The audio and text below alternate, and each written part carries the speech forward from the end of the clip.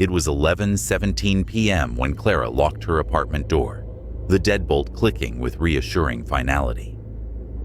Her third-floor studio in downtown Chicago was quiet, save for the hum of the refrigerator and the occasional car horn 6 stories below. She made chamomile tea, queued up a true crime documentary, and sank into her couch, her cat, Miso, curled beside her. At 11:43 p.m., a floorboard creaked in the kitchen. Clara froze. Miso's ears twitched, but he didn't stir. "Probably the building settling," she muttered, though her pulse quickened. The documentary played on, but she kept glancing at the kitchen archway, its shadows deepening as clouds smothered the moon. At 11:52 p.m., it happened again. A sharp thunk, like a cabinet door slamming. Clara paused the TV. The apartment was silent. She grabbed a kitchen knife from the coffee table, a habit since her sister's burglary last year, and crept to the kitchen. The tiles were cold under her socks. Cabinets hung undisturbed. The back door's lock was intact. She exhaled, but as she turned, a shadow flickered in the hallway mirror. Her breath hitched. The reflection showed her living room, empty except for the couch, and a dark shape standing behind it, taller than a person, edges blurred like smoke. Clara spun around. Nothing. Miso yowled and darted under the bed. "Get out," she thought. She snatched her phone, fingers fumbling to call 911. No service. Of course. Her landline was in the bedroom. She inched down the hall, knife raised. The door to her closet hung open, though she'd closed it earlier. Inside, her clothes rustled as if someone had just brushed past them. A low, wet chuckle echoed from the bathroom. Clara bolted for the front door, but a hand clamped over her mouth from behind. The intruder's arm was wiry, reeking of sweat and mildew. She bit down, tasting blood, and he released her with a snarl. She sprinted into the living room, but he was already blocking the exit, a gaunt man in a stained hoodie, eyes gleaming like polished coal. "You shouldn't have come back," he hissed, voice guttural, inhuman. Clara hurled the knife. It glanced off his shoulder. He lunged. She ducked into the bathroom, slammed the door, and wedged a chair under the knob. Through the crack, she saw his shadow seep under the door, impossibly long, tendrils snaking toward her. Then, silence. Seconds later, sirens wailed outside. The chair toppled as the front door crashed open. "Police! Show yourself!" Clara screamed until her throat burned. Officers found her trembling in the bathtub, clutching a shard of broken mirror. The apartment was empty. No signs of forced entry, no blood, no man. But in the closet, her winter coat lay shredded, stuffing scattered like feathers. The next morning, a neighbor mentioned a vagrant scene lurking near the building's dumpster. "A man with a limp," she said, "who'd vanished into the alley." Clara moved out by week's end, but in her new apartment some nights, she still hears floorboards creak, and when she checks the locks, they're always open. Lauren had lived alone for nearly 2 years in her small one-bedroom rental house. It wasn't in a bad neighborhood, but it was quiet. Too quiet. She liked it that way. Or at least she did, until the night everything changed. It started with small things. She would come home from work and find the kitchen cabinet slightly ajar, even though she always shut them. Sometimes, she'd hear a faint creaking sound in the middle of the night, but she brushed it off as the house settling. Then, one evening, she noticed something that sent a chill down her spine. She had just come out of the shower when she saw it. The attic hatch in the hallway ceiling was slightly open. Lauren never went into the attic. She never even thought about it. Her landlord had told her it was just insulation and some old storage space from previous tenants. But now, standing there in her towel, she could see it was ajar by at least an inch. Her heart pounded. Maybe the wind pushed it? Maybe it wasn't shut all the way before? She wanted to believe that. She grabbed a broom and hesitantly reached up, pushing the attic hatch closed. It shut with a soft click. She told herself she was being paranoid. A week passed. The noises continued. Light taps at night, the occasional creak, and the strangest part, she swore she could feel someone watching her. Then, one night, she woke up suddenly. It was 3:12 a.m. Silence. But something felt wrong. She lay in bed, straining her ears.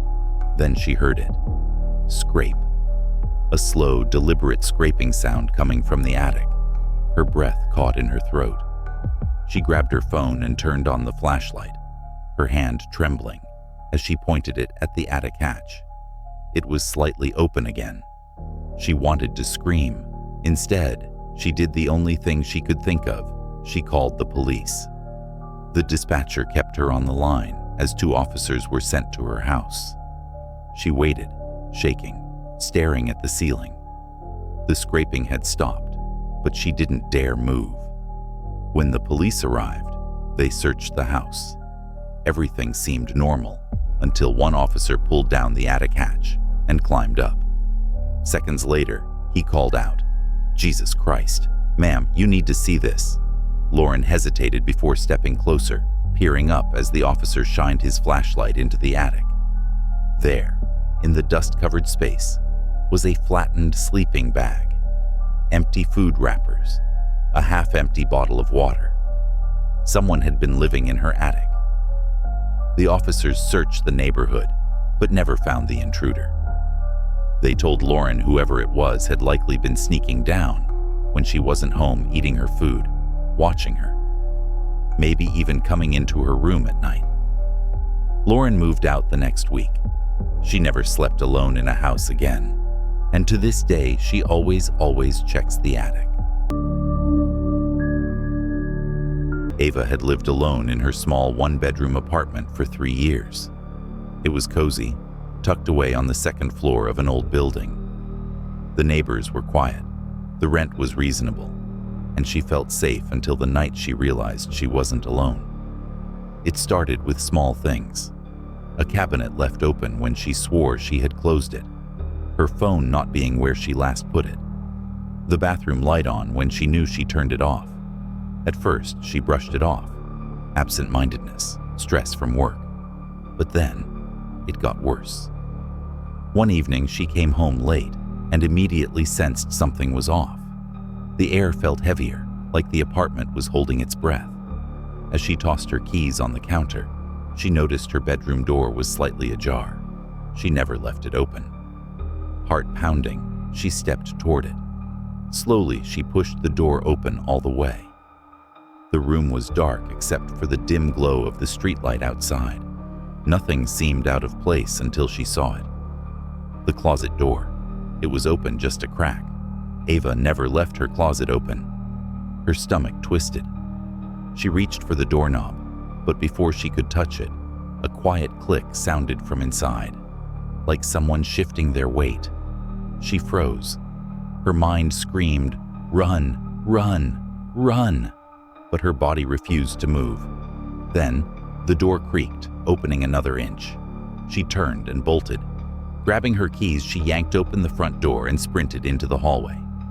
Her hands shook as she fumbled for her phone, dialing 911.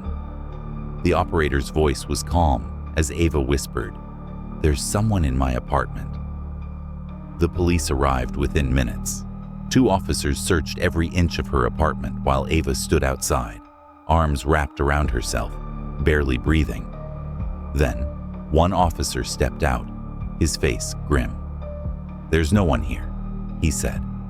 Ava's breath hitched, but the other officer emerged from her bedroom, holding something in his gloved hands, a small crumpled note.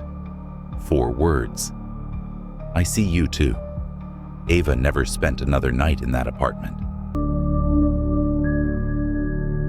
I had just moved into my first home, a small, older house in a quiet neighborhood. It was perfect for me, a single woman looking for some independence. The first few months were uneventful. just me adjusting to the creaks and groans of an aging house. Then, I started hearing noises at night. At first, I convinced myself it was just the house settling. But soon, the sounds turned into something more, a faint shuffling like footsteps. They always seemed to be coming from above me. One evening, as I was reading in bed, I heard a distinct creak directly above my head. My heart pounded. My house didn't have an attic, just a crawl space for storage. Who or what was up there? I grabbed a flashlight and a kitchen knife, standing on a chair to push open the crawlspace hatch in my hallway ceiling. As I shone the light inside, I froze. There were blankets, food wrappers, and empty water bottles tucked into a corner. Someone had been living above me. I slammed the hatch shut, locked my bedroom door, and called the police. When they arrived and checked the crawl space, the blankets and trash were still there, but the person was gone. They searched the property but never found him. I moved out shortly after, unable to shake the feeling that I had been watched for months without even knowing it. I had always loved old houses, so when I found a charming Victorian home for a great price, I jumped on the opportunity. It needed a little work, but I didn't mind. I was excited to make it my own. From the first night, I felt uneasy. It wasn't anything obvious, just a sensation that I wasn't truly alone. Then came the whispers. Late at night, when the house was silent, I would hear faint murmuring. It sounded like multiple voices, just barely audible. I could never make out words, but they were there. I searched the house, checking for drafts, for explanations, but the voices continued, growing louder as the weeks passed. One night, I finally pinpointed the source of the walls. Pressing my ear against them, I could hear whispers, as if they were coming from inside. I called in a contractor, who agreed to open up a section of the wall to investigate. What we found still haunts me. Behind the plaster, tucked between wooden beams, were dozens of old cassette tapes. I was shaking as I put one in an old player I had. The whispering started immediately.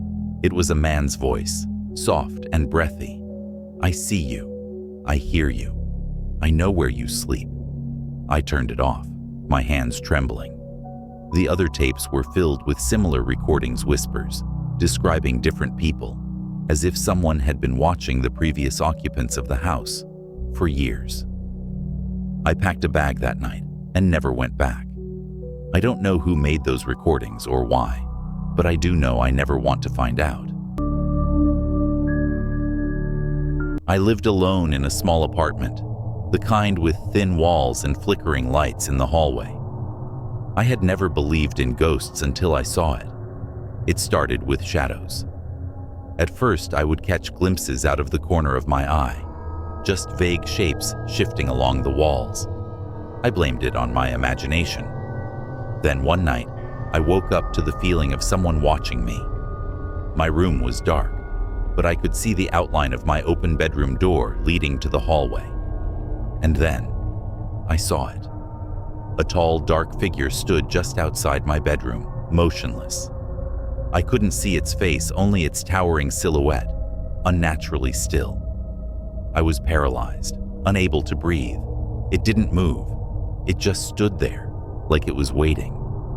I finally found the courage to reach for my bedside lamp, and the moment the light flicked on, the shadow was gone. I didn't sleep for the rest of the night. The next day, I installed security cameras in my hallway and bedroom. I needed to know if what I saw was real or just my mind playing tricks on me. That night, I checked the footage. My stomach dropped. At 3:12 a.m., my bedroom door creaked open on its own. And then, for exactly 7 minutes, a tall, dark shape loomed in the doorway, perfectly still. I moved out the next morning. After my divorce, I moved into a quiet rental house. It was too big for just me, but I needed a fresh start. A few months in, strange things began happening. Items would move overnight, like my car keys appearing on the kitchen counter after I was sure I had left them in my bag.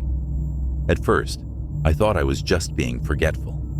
Then, one night, I woke up to the sound of footsteps in my living room. My heart pounded as I reached for my phone. I could hear them slow, deliberate steps, like someone pacing. "Hello?" I called out, my voice shaking. The footsteps stopped. I held my breath, listening. Then, I heard a whisper. "You shouldn't be here." I grabbed my phone and ran outside, calling the police. When they arrived, they found no signs of forced entry, nothing stolen. But as they checked the house, one officer called me over to the hall closet. Inside was a small sleeping area, blankets, an old backpack, and empty food containers. Someone had been living in my house with me, undetected. The police never found him. To this day, I don't know who he was or how long he had been there, but I will never forget the chilling realization that for months I had not been living alone.